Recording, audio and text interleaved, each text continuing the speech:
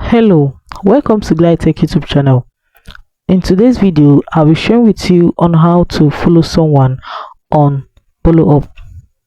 All you have to do is to log into your Boloup account. So right here on my Boloup account, all I have to do is to select the particular person I want to really follow on Boloup.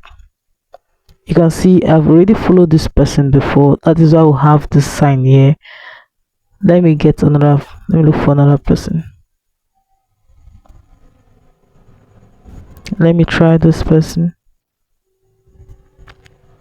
Okay, so in order to follow this particular person, all I have to do is to click on this plus icon found at the top of the screen close to the profile name.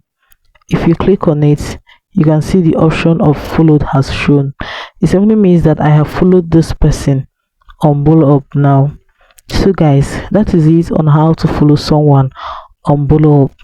If this video was helpful, please do well to like, comment, share and subscribe. Hit the notification bell to always get notified anytime I upload helpful tips like this. Thanks for watching.